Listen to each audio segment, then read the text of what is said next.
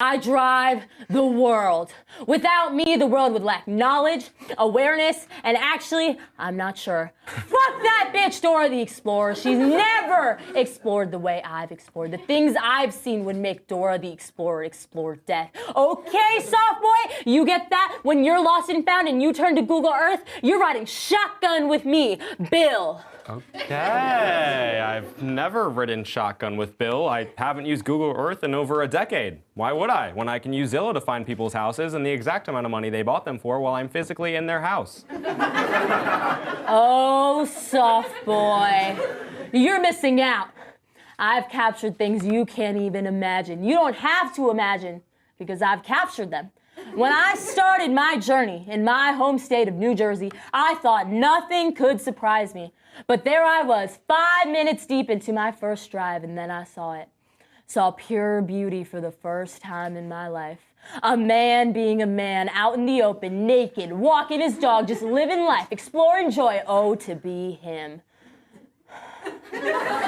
This is just a poorly drawn stick figure of a man with an eggplant where his genitals should be, and Beethoven.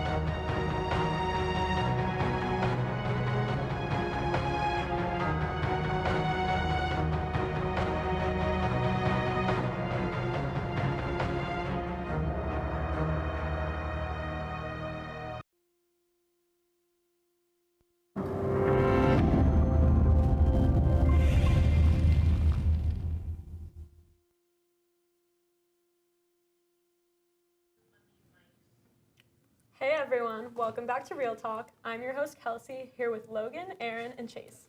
I hope everyone is getting an early start to spooky season as Halloween gets closer.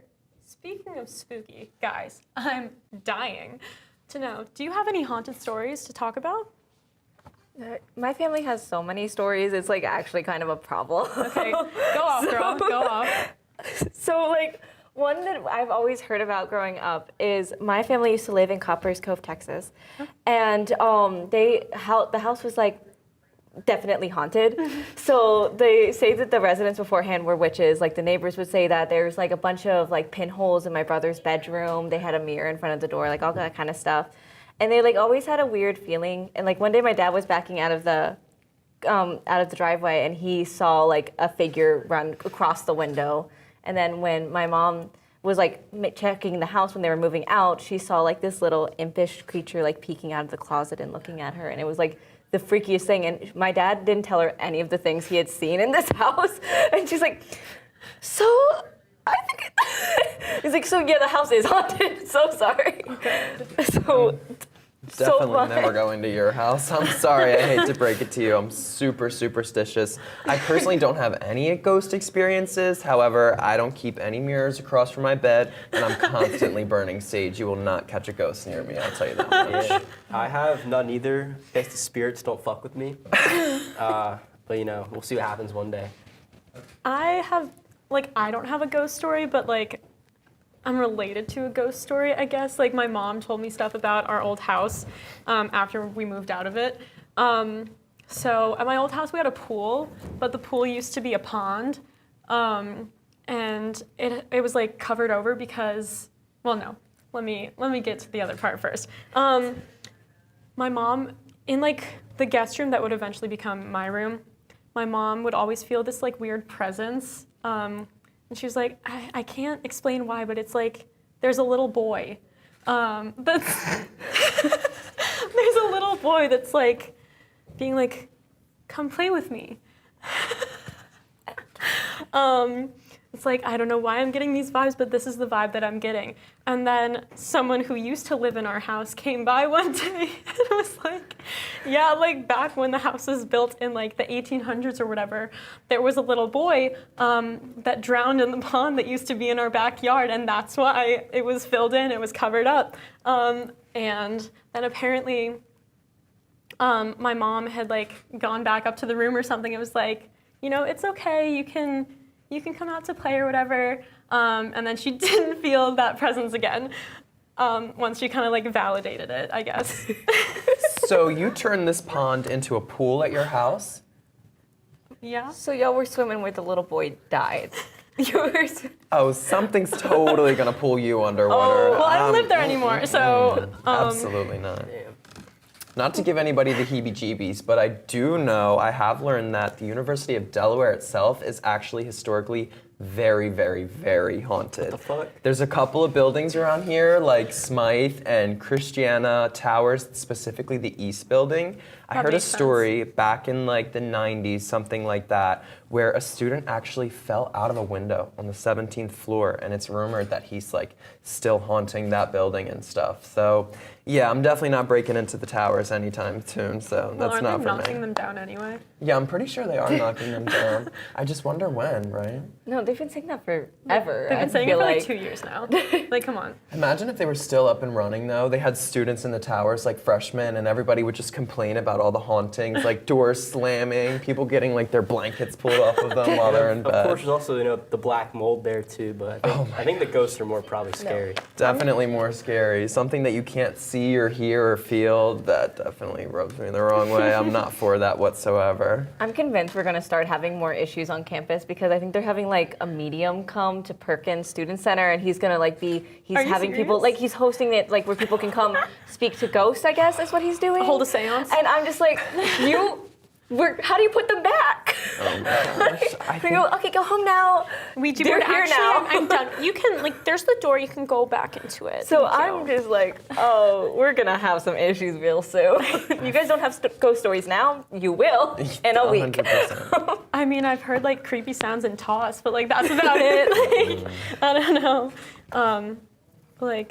other haunted locations? I feel like this is kind of your ballpark if you want to talk about it. Well, with Smythe Hall, it was originally designed to be like a dorm for women and stuff. I'm not too sure, but I did research apparently the 4th floor specifically in Smythe, and I speak from experience. I have been to the 4th floor, and I feel as though something might have come over me because I was definitely a little crazy when I visited.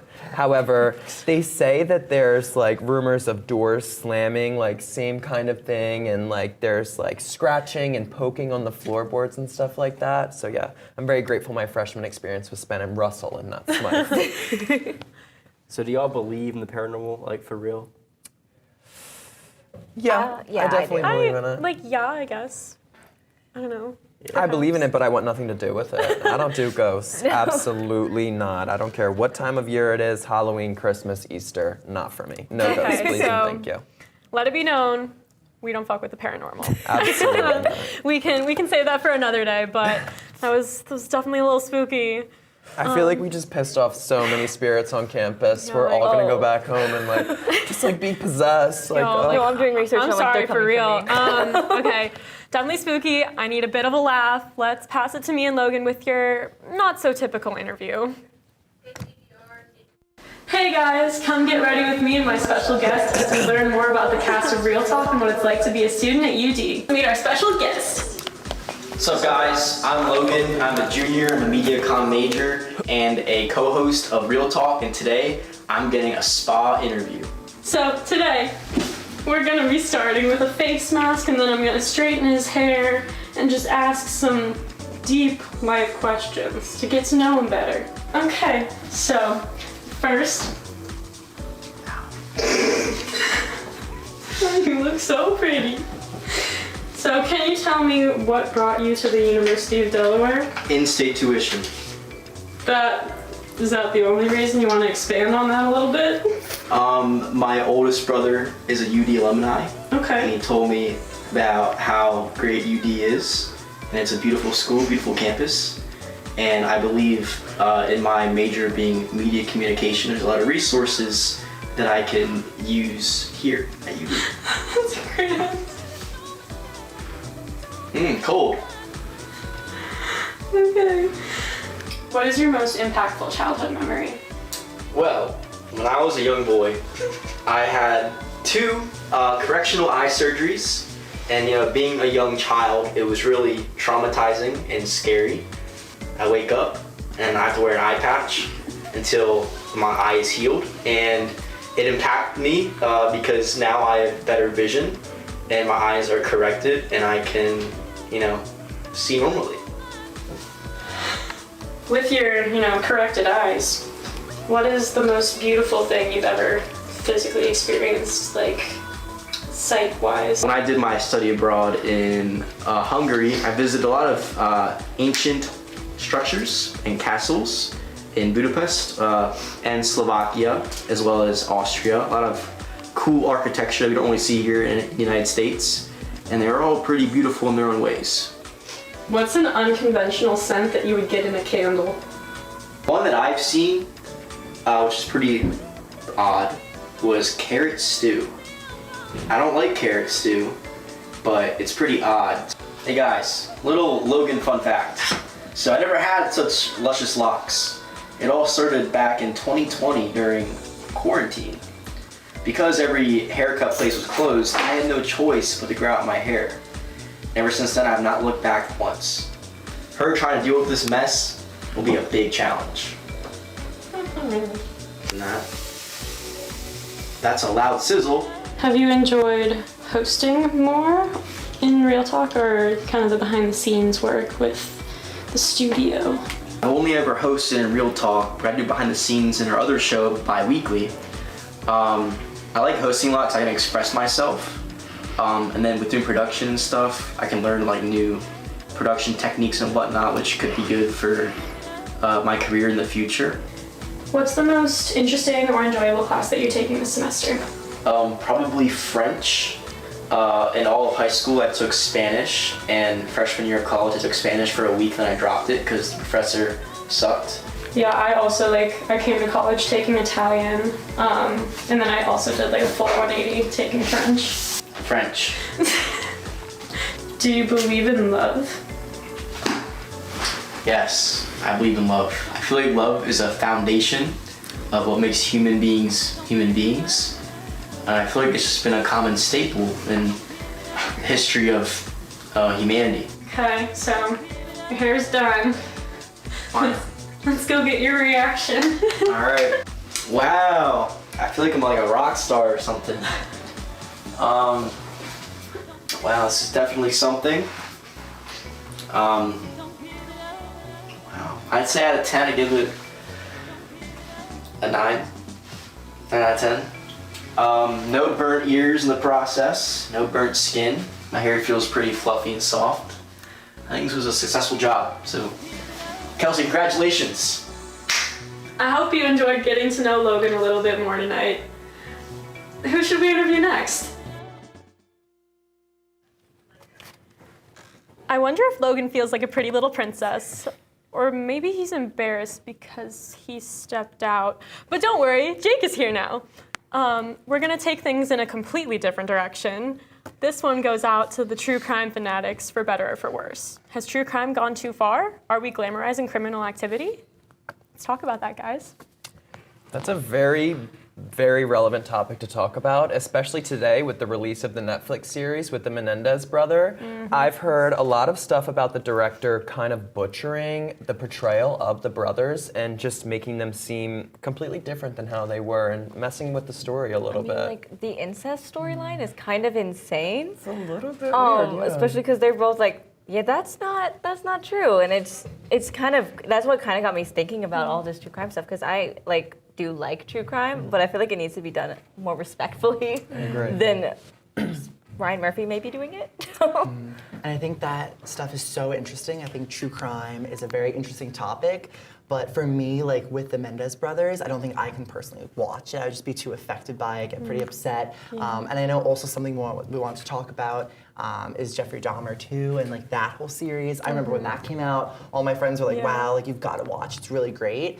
And I think it's interesting, I get why those things are put out there, so people can learn about it. It is very fascinating to learn the psychology of like a serial killer, or people like that, how they lack empathy. And that's literally how they're able to do what they do. But personally, I also couldn't watch that one because I would just be too affected and get very paranoid and stuff like that. Yeah. But yeah, so that's a whole other thing too. I haven't really seen the show about the Menendez brothers. I watched like a single episode and then I was like, I am like very upset right now. I need to disturbing. Yeah, it's leave. upsetting. No, I couldn't watch it. I just like read about it because like I know I would be a little upset about it, and I don't really want to support like some of the things that they're saying about like profiting off of their stories, like like even represented like incorrectly. Like I don't know. like I know the Jeffrey Dahmer story. Like a huge issue with it was they didn't get consent from the victims' families, and they like misrepresented them as well. So they like really dramatize like a victim impact statement, which is such a personal thing for a victim. So it's just like you're kind of profiting off of, and you're hurting other people. And then they kind of mismarketed it too. I know Netflix originally tagged it as LGBTQ content, which is not. Which show? What? Like, the yikes. Jeffrey Dahmer show. Okay. That's Interesting. crazy. Insane, and they did remove that because people were Yeah. like, "What are you doing?" What the hell? Because I But purposely couldn't watch it because of that aspect. It's like I probably wouldn't be able to remove myself, Yeah, you know, of from that Don't kind think of that'd be narrative. streamed at Pride. And something I also talked about earlier is like kind of what you guys think about like Halloween costumes. Like people were doing that, like Jeffrey Dahmer, like dressing up I wanted as to him. talk about that Yeah. too. Like with Halloween coming up, Ah. should we be expecting people to be dressing as the Menendez brothers? God, Like I hope not. that is like extremely inappropriate given the circumstances of their situation. Like these Yeah. are real people who experienced real trauma, and then all the stuff with Jeffrey Dahmer, like he got totally humanized in the film or the TV series, and people glamorized him and wanted to be him, dress up as him. I mean, this is a serial killer that we're talking about. This is not a celebrity or an influencer in any type of way. This is a sick person, and people wanted to dress up as him. It's not right. And people also, people also make TikToks, like edits of the, even if it's not the real people, like of the characters, just like sexualizing and glamorizing, like. Don't get me wrong, they are very attractive I actors. mean, yeah. And that's also Right. the thing, like, did they hire them because they're attractive so that people would watch Bring it? in the They talked about that audience. for the Ted And it's a Bundy whole one. marketing thing. So like we have attractive people so then they can make edits about it, which is exactly what our generation has done. Yeah. You know? Just like hopping back to like wondering Yeah. if people are gonna dress up as the Menendez twins, like brothers, whatever. I wonder if it does happen, if it would be brothers dressing up or a fucked up couple's costume. No. Yeah, hopefully not. I honestly think maybe I'm being too optimistic about the situation. I hopefully think people won't dress up as them. Yeah. I would like to believe they But wouldn't. yeah, I'm do thinking that. that's not going to be a thing. But also, Very like, random. I found something recently. So one of my friends is a true crime girl. I was looking on Etsy to get her, like, I was like trying to find a sticker or something, like, oh, true crime lover or something. Yeah. And they have candles with like these serial killers' faces on them. No way. Like, Wait, like the there's- Jesus to candles? buy? I saw Jesus candles. I saw I saw one that was like, it said sorry for the smell, and it was an actual Jeffrey Dahmer picture like on it. And I'm like, that is the freakiest, like most inappropriate thing. I'm like, this person ended so many lives. Why are we like, How is it even who like, wants being in that a candle? store? Like, Yeah. Yeah, ew. And we like the serial killer's story gets advertised so often, but we don't hear about the other side of things, like the people who were impacted, and like why aren't their stories blowing up to the same extent as These are real the people with criminal. real stories, and they're being put into a Netflix series for other people's entertainment. I mean, that's totally reliving Yeah. trauma, and it's Yeah. just, they did a lot of that, like you guys said, without the victim's consent. That's a horrible, horrible thing. and that like comes back to like people making TikToks. There are TikTokers that talk about it. There are a lot of people that talk about this kind of stuff, and like we're trying to find more ethical ways to talk about true crime, like respecting the victim stories. Yeah. I know some people who cover it do like have foundations. I like the Mr. Bond Foundation. I love listening to his stories, but like it's all is about that? finding. I was on YouTube. he's really great. Gotcha. And like vetting stories and facts. It's like all about being respectful when you cover these topics. Yeah, and something interesting too is in one of my classes, we talked, like in my women and gender studies classes, we talked about how like the same kind of concept, that it's usually the people that actually like did the act, whether it be a serial killer or like a murderer, that get the quote unquote like fame, or they're infamous for what they've done, but not the victim. Yeah. So that's not great. It's Yeah. so upsetting. Yeah, no, all these shows are definitely getting their money's worth, but now let's take it to Sierra on the street to see if the same thing is true for students at UD. Hey guys, I'm Sierra, and today we're going around campus to see how well people know their majors. I'm going to start by asking your name and your major. Okay. I'm Mabel Hales, and my major is food science. My name's Zach. I'm business management with a minor in advertising. Okay, awesome. And can you guys explain your major in 5 words? Important, social, business.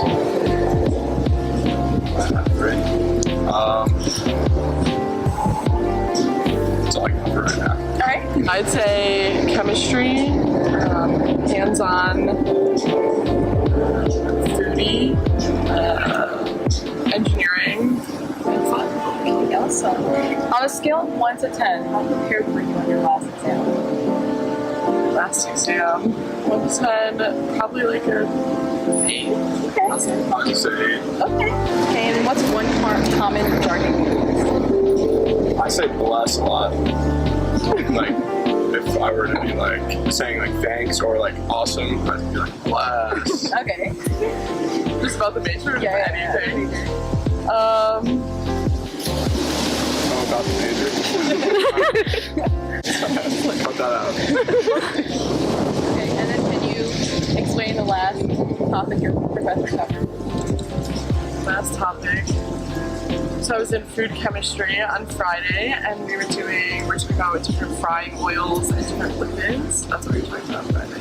We were talking about how teams work together and like what specific attributes like team members can complement each other with, and what it takes for like a successful team to work well together. What does it take?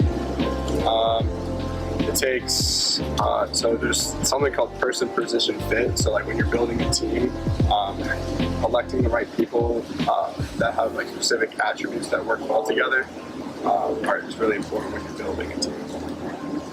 Thank you, guys. My name is Hamza. I'm in biochem. Okay, and then can you explain your major in 3 words? Well, I would say pre-med. On a scale of 1 to 10, how prepared were you before your last exam? 7.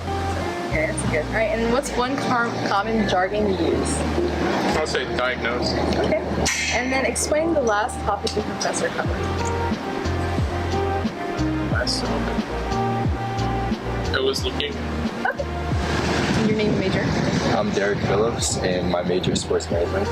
Okay, and then can you explain your major in 3 words? Sports, management, and fun. And on a scale of 1 to 10, how well did you know your material before your last? It was alright. Okay. I knew it a little bit. Yeah. Name one famous person in your field. I'd say Patrick Moore. What's one common jargon you use? I don't know. Just work hard, I guess. And then explain the last topic your professor covered. Economics, and that was supply and demand. Yeah. Can I get your names and majors? You first. Me? Alright. I'm Ethan Rocco, and I'm a chemical engineer. And I'm Michael Labode, and I'm a kinesiology major. All right, explain your majors in 5 words. Painful. Long, horrendous. But interesting. And tiring. Okay, I'll actually explain my major. No, go for the study of human movement. Okay. And then on a scale of 1 to 10, how low did you know your material before your last exam? 6. Say like 8. All right, and name one famous person in your field. DuPont. John Gallucci. What does he do? He actually started the Jack Physical Therapy chain. It's one of the biggest chains. DuPont originally made like a system to use the river to flow for gunpowder and everything. They have a lot of land over there. Okay, and what's one common jargon you use? Cooked.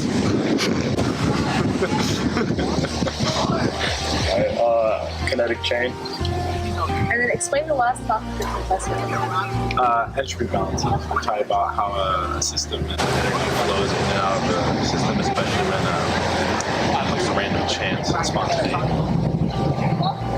We were on the nervous system and anatomy, so we were just talking about like autonomic nervous system. So when you get the fight or flight response.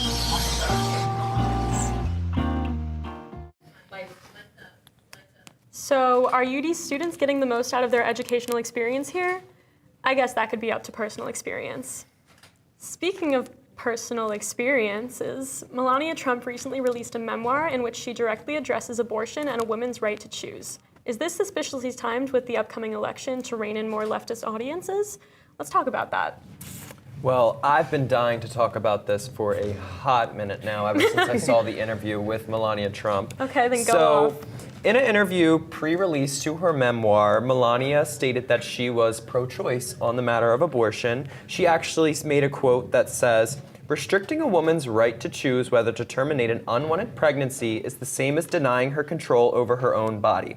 I have carried this belief with me throughout my entire adult life." Now, first of all, period. Thank you, Melania Trump, for that. Second of all, what's going on here? Because the platform that Trump and Vance have been advocating for the election and everything is very anti-pro-choice, and I just don't really understand it. The dots aren't really connecting here. Yeah. So there's a lot of questions that are raising with this memoir, specifically with this statement and the pro-choice that she has made. Yeah, I mean, I don't know, because like on the one hand, I've always somewhat thought that she like does not want to be with him in the slightest. I mean, who would, first of all?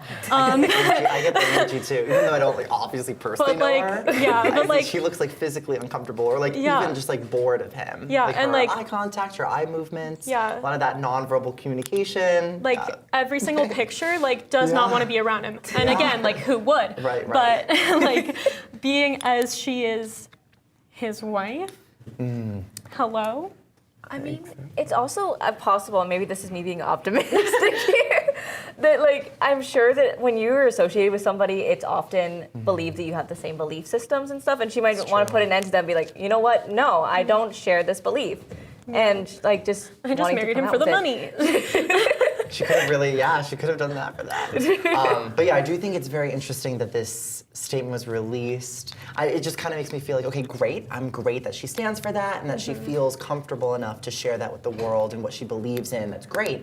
But like, what has she been doing? You know, when she was in office, then like she didn't speak up against that. But maybe she felt like she couldn't. I know politics is honestly like quite corrupt, like the system. So maybe they just like people in that world or Trump's people, whatever, were just like, you cannot speak on this. Like even though you believe that, we're not going to allow that. No public releases of that. You may believe that, that's fine, but like we're not going to make that known because it's going to complicate things. I mean, it's a whole messy world. There's so many things that go on behind closed doors that we don't know about. So I honestly assume that could be the case with this situation. Because it probably looks bad that she's going against her husband's platform, and I'm sure that they knew that. I mean, regardless, it is very inspirational for women all across our country, for someone of such a high position to be making these statements so publicly. It's a very good thing. However, it also begs the question, recently Trump has kind of redacted a few of his statements on like abortion banning throughout the country, and he's kind of gone back a little bit after all of the insane claims that he's made thus far. I mean, I remember during the debate he talked about abortions after giving birth, and I was just like, do you know what you're talking about? Like, do you know anything like on this topic? It just didn't make any sense to me. Yeah, so that's not a thing. yeah, I'm just kind of thinking like, is this whole thing a campaign tactic? Like, I don't understand. It doesn't make any sense. The timing is very interesting It to is to release the We're onto their memoir. games. Yeah. We're onto their games. So I don't know about that. No, it's suspicious. The math isn't really mathing there. It's also just very sad that abortion is such a huge topic in politics right now. Like, this is a fundamental right for human beings. Why are we dwelling on it so heavily?